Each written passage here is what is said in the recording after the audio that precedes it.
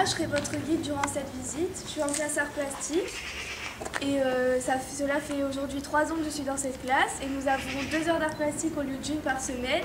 Nous avons beaucoup de projets merveilleux et de belles rencontres avec les artistes. Donc vous êtes ici pour les 1% du collège, c'est-à-dire que nous prenons 1% du budget scolaire pour les garder pour acheter des œuvres d'art. Dans ce collège, vous verrez, nous avons la chance d'en avoir 6, 2 achetées et 4 offertes par les artistes qui sont venus ici. Donc est-ce que si vous pouvez me suivre, s'il vous plaît.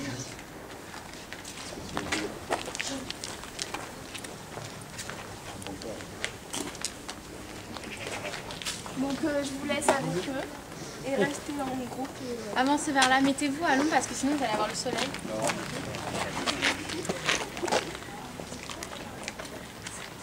Bonjour, veuillez m'excuser d'être assis, je me suis laissé lâcher. Alors, avant de vous présenter l'œuvre suivante, quelques mots sur la rénovation du collège. Elle a été rénovée en 1994 par l'architecte dracénois Michel Nizery. Vous remarquerez, de ce côté-ci, une architecture du début du XXe siècle avec des tuiles, des briques, des couleurs chaudes et des tomates au sol encore dans certaines salles. En revanche, l'extension est radicalement moderne, avec son toit plat, l'absence de couleur et en particulier à cause du choix du matériau de béton. Denis Moreau est un sculpteur, graveur sur béton.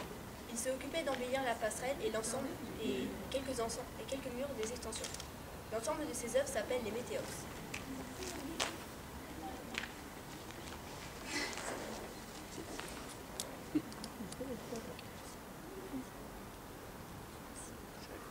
Vas-y.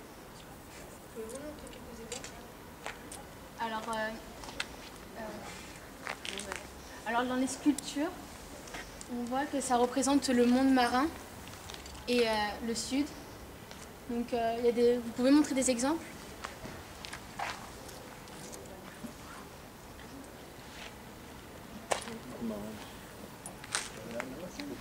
Voilà. Oui. Mais en fait, le sud, le soleil. On dirait un motif aztèque avec le soleil. Voilà. Au milieu. C'est une pieuvre là, non? Oui. Oui. On retrouve également une référence à la ville de Draguignan, qui le voit. Là. Dragon. Voilà. Pour la deuxième partie de la passerelle, quand vous repartirez, vous retrouverez des éléments rappelant l'apprentissage de l'école, avec l'histoire et la géographie, comme l'Égypte et l'Inde. On peut ajouter un dernier mot sur cette passerelle.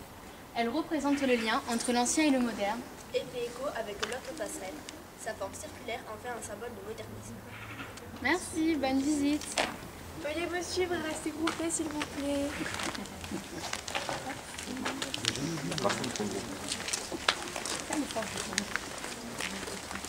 allons passer à ce groupe-ci.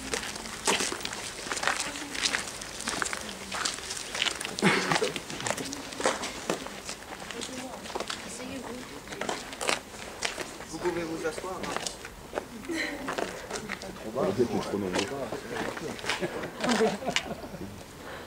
Approchez-vous, approchez-vous. Vous pouvez vous asseoir sur les chaises. Mettez-vous aussi si vous voulez mieux voir. On y va. Bonjour, Magadef et bienvenue dans notre petit salon africain. Le collège Ferrier a une histoire très particulière avec l'Afrique et plus précisément avec le Sénégal.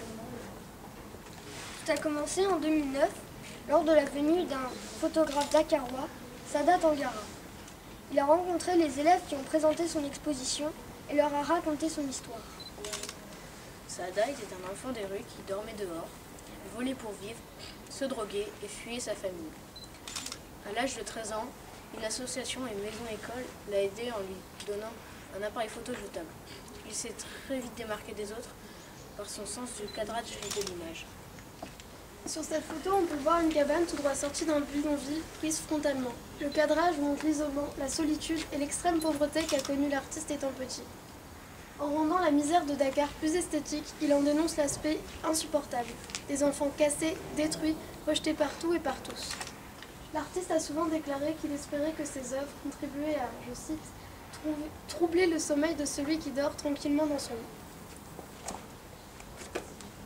Les œuvres que vous voyez là sont le travail de Daouda Ndiaye, créé en 2011. Pendant son séjour au Collège Général Ferrier, qui a duré 2 mois, il a travaillé avec les élèves et fabriqué une dizaine d'œuvres, dont celle-ci. Elles sont faites de papier roulé puis assemblé. Ce sont les siècles de tressage africain qui rencontrent un matériau moderne et négligé comme le papier. D'après vous, que représentent ces sculptures?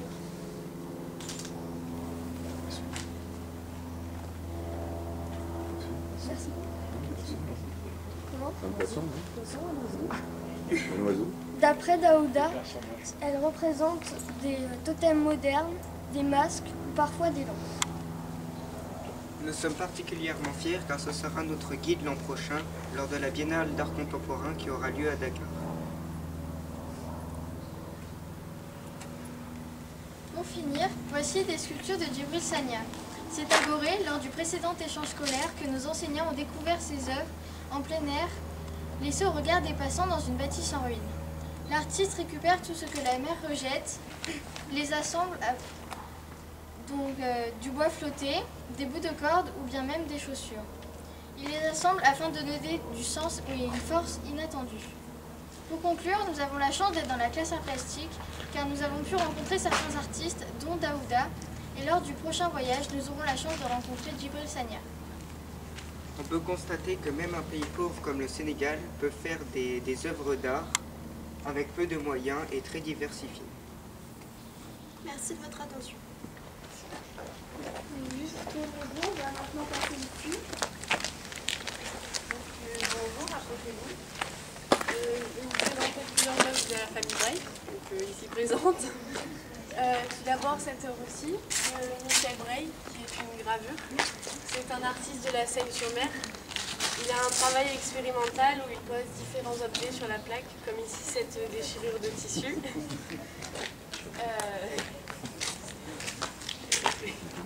Ce qui donne un aspect plus surprenant et original à l'œuvre. Donc voilà. Donc tel père, tel fils. Donc ces trois œuvres-ci sont celles de Gilles Braille. Comme vous pouvez voir, ces deux-là sont les mêmes images, mais avec une technique et un support différent. Ici, c'est de l'aquarelle et du feutre pilote sur papier, et là, de l'impression sur bâche. Donc le personnage central est fait à l'aquarelle en couleur, et il a un regard plutôt mélancolique. Et derrière lui, plein de personnages, toujours à peu près les mêmes, petits, nus, le crâne chauve avec un regard heureux. Donc ici, cette œuvre-là, ils font de la même technique, de l'aquarelle avec du feutre pilote. Donc voilà, Gilles Braille tient son style très reconnaissable de ses études de graphisme. Et il joue volontiers avec l'humour et la tristesse dans ses œuvres. Donc voilà, je vous laisse passer à la suite. Allez, la suite, s'il vous plaît.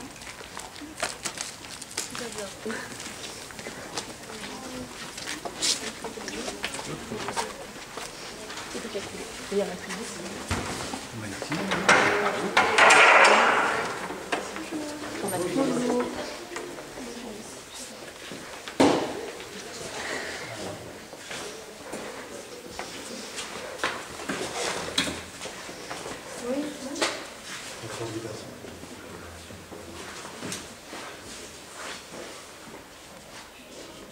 Bonjour, bienvenue. Nous allons vous présenter une œuvre.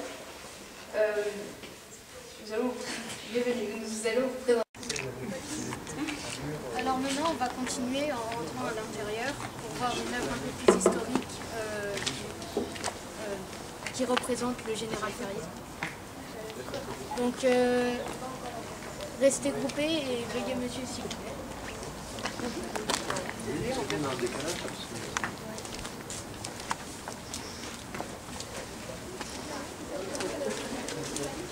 Alors je vous laisse vous approcher.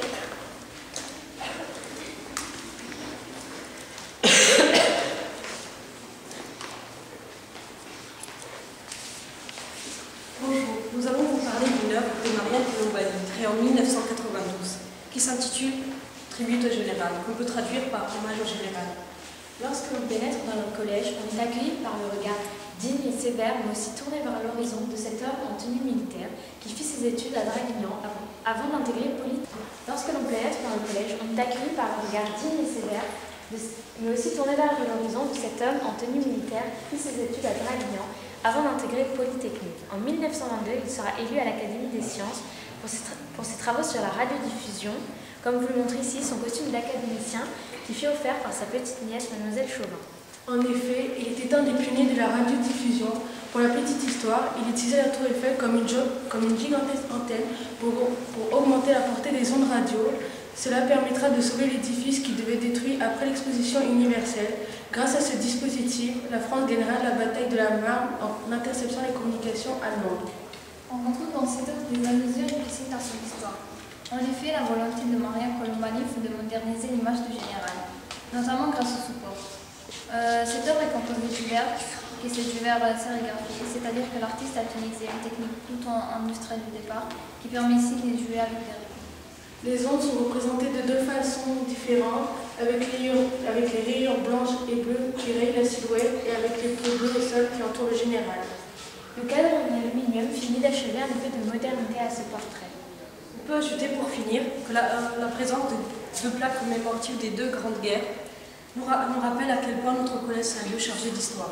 Merci de votre attention. Nous vous laissons continuer. On va finir en passant par le couloir.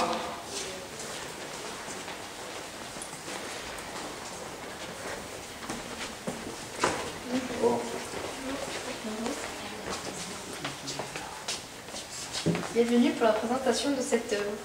Vous commencez à être des experts en art plastique. Alors à votre avis, quelle est la technique utilisée ici?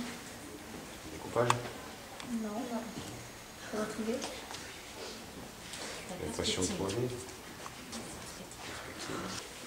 Il s'agit d'une gravure de Patrice-Henri Biabot, intitulée L'oiseau livre, qui date de 2008. La gravure est un travail très long et très minutieux qui se fait en 4 étapes. Première étape, c'est la préparation de la plaque de cuivre. Dans la deuxième étape, il s'agit de graver le motif avec une mine de plomb. Vient ensuite l'étape de l'acier qui va créer en fonction du temps d'exposition des nuances de teintes plus ou moins grises. Pour finir, la quatrième étape, on encre avec soin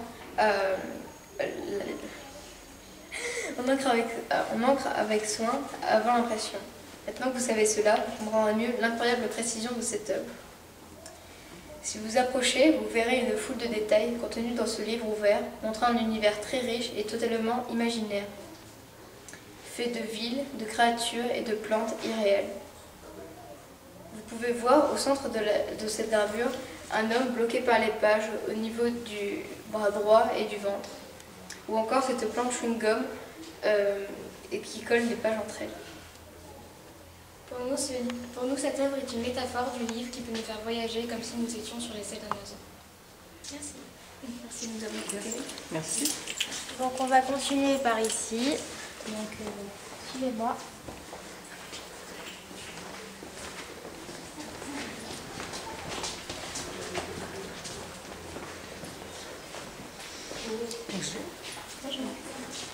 Alors bonjour, nous allons vous présenter deux œuvres qui ne sont pas du même artiste mais qui ont de nombreuses ressemblances. Commençons par celle de Stéphanie Ferrat. Cet artiste vit dans les environs d'Ampus, son style de vie est plutôt isolé, ce qui ne l'empêche pas d'exposer régulièrement ou de publier aussi régulièrement des recueils de poèmes. Cette œuvre, sans titre, évoque le début de la vie, sa fragilité, comme c'est le cas dans la majorité de son travail. Elle est constituée d'une vieille plaque à pizza récupérée et de cire. L'ensemble est simple et austère, mais les formes ovales tracées à la cire peuvent rappeler des cocons. L'artiste aime utiliser des matériaux récupérés pour en évoquer la poésie. À présent, passons à cette gravure d'Alphonse Frère, réalisée à base de soufre et d'aquatinte, qui est un procédé qui plonge la plaque de métal dans l'acide afin d'obtenir différentes teintes.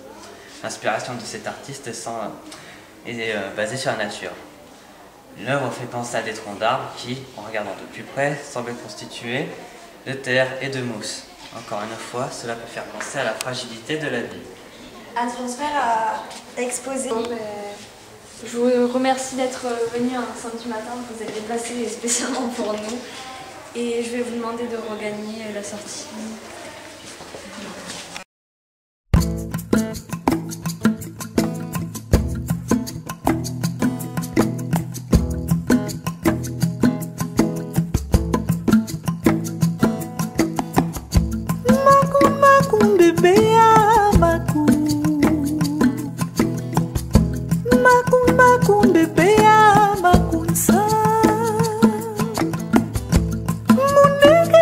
Bebe